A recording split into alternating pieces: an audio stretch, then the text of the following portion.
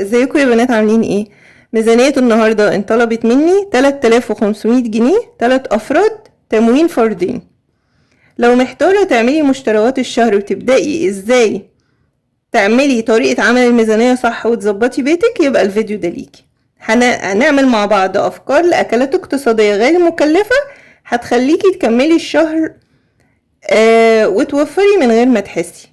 الفكرة انك لما تبدأي تخطيط صح وتقدري تكملي الشهر وانتي مرتاحة، هتقولي لنفسك كده انا بعرف اعمر بيتي بالخير. هنشوف مع بعض ازاي تجيبي مشتريات الشهر ب3500 جنيه. كمان هقولك على افكار لاكلات اقتصادية غير مكلفة ومشبعة، وده هيكون اكبر مساعد ليكي لو عايزة تتعلمي التوفير الصح. لو اول مرة بتشوفيني فانا امنية علي ودي قناتي، وما تنسيش اللايك والشير والاشتراك في القناة وتفعلي الجرس على الكل عشان يوصلك كل جديد. واللايك لان اللايك اللي بيرفع الفيديو ويخليه يوصل لاكبر عدد من الناس عشان الكل يستفيد. يلا بينا نبدأ. ميزانية 3500 جنيه 3 افراد وتموين فردين. اول حاجة اللي تقدري عليه طبعا تطلعيه صدقة، طلعيه. انتي بعتالي ان هي اكل بس. لو هي كانت ميزانية البيت كنت هقولك طلعي ادخار، لو تقدري تطلعي ادخار 50 او 100 جنيه لأي ظرف طارئ يبقى تمام. بلاش يعني نصرف الفلوس كلها، لازم تشيلي اي مبلغ على جنب لأي ظرف طارئ. يعني 100 جنيه الشهر ده و100 جنيه الشهر اللي جاي واللي بعدها تبصي تلاقي بقى معاكي 300 جنيه طلعوا من جنب مصروف البيت. تقسيم الميزانية بقى احنا بنقسمها على 5 حاجات: اللحوم والسوق والسوبر ماركت وخزين البيت والمنظفات. اللحوم ميزانية 3500 جنيه 3 افراد. هجيب 2 كيلو بانيه، ليكي طبعا حرية الاختيار والتبديل. 2 كيلو بانيه ب400 جنيه، طبعا هو اقل من كده عندي انا ب160 وب170، بس انا اديت لهم 400 جنيه عشان لو عايزة تجيبي الحاجات اللي بتتبلي بيها البانيه. وممكن تخليهم 2 كيلو وربع او نص، مع 2 كيلو لحمة مفرومة. طبعا انا بتكلم عن المستوردة 500 جنيه، يبقى كده 900. هتجيبي فرختين تقدري تقطعيهم اربع او على 8، التقطيعة اللي تريحك، او تعملي الصدور شاورما او بانيه وتقطعي الاوراق لوحدها يعني على نصين. التقطيعة اللي تريحك، يعني حاولي تطلعي منهم الوجبات بالطريقة اللي تريحك.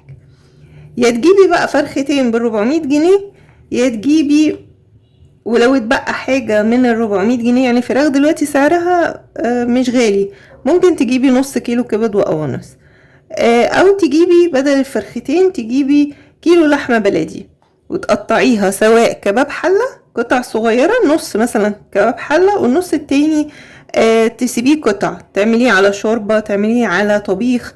يعني ظبطي اللحمة بالطريقة اللي تعجبك. هتجيبي يا فرختين يا كيلو لحمة، او مثلا تشيلي فرخة من الفرختين وتجيبي سمك. المهم بند اللحوم ب1300 جنيه. تاني حاجة السوق انا عملت له 300 جنيه، وكل 10 ايام هتنزلي مرة هتجيبي بطاطس، طماطم، الخضار اللي انت عايزاه. تجيبي بطاطس وطماطم وبتنجان مثلا، وبالباقي فاكهة. المهم كل 10 ايام من 100 ل150 جنيه، ويفضل 100 جنيه. عايزة تخليه 150 جنيه، يبقى هناخد شوية من بند السوبر ماركت. لو عايزة كل 10 ايام بند السوق ياخد 150 جنيه، يبقى هنشيل 150 جنيه من السوبر ماركت. السوبر ماركت للفطار والعشاء انا عامله له 1000 جنيه، يعني ممكن تخليتهم ل150 جنيه وتظبطيه. هيبقى بند السوبر ماركت 1000 جنيه ما بين فول تدميس وقمح للبليلة غلة وطعمية، فول مدشوش، يعني تعمليه طعمية وتعمليه بصارة. تجيبي نوع جبنة بتحبيه، جبنة قريش او جبنة فيتا. طبق بيض ده اساسي، وهو طبق بيض كفاية مرة واحدة في الشهر. ما تعمليش بقى بيض مسلوق، لان البيض المسلوق ده لو عدد افراد الاسرة 3 يعني هتخلصيه على 10 ايام. لو عملتي كل يوم واحدة لكل فرد هتخلصيه على 10 ايام. لا، اعمليه مقلي، اعمليه مرة عجة، اعمليه شكشوكة.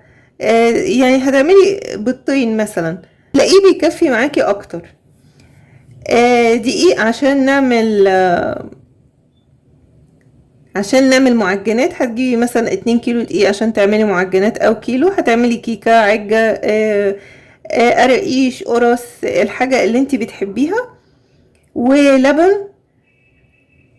يعني انا حطيت لي بند الفطار والعشاء والسوبر ماركت ده 1000 جنيه، من 1000 جنيه ل 850، يعني من 850 ل 1000. لو 850 هتحطي ال 150 الزيادة للسوق، يعني هتخلي السوق 450 والسوبر ماركت 850.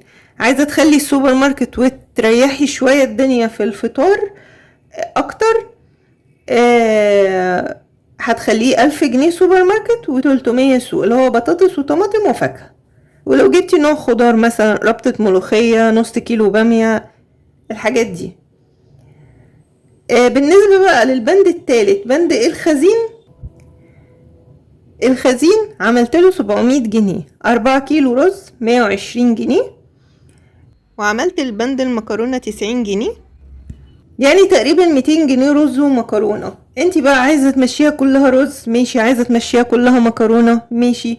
عندك زيت من التموين تجيبي ازازة كمان، لو الفردين هتاخدي ازازتين، لو احتاجتي ازازة كمان، لو احتاجتي كيس سكر، ممكن علبة سمنة، تجيبي البقوليات بقى اللي بتحبيها والشاي. تكملي خزين بيتك بال700 جنيه. فصلي خزين بيتك على ال700 جنيه.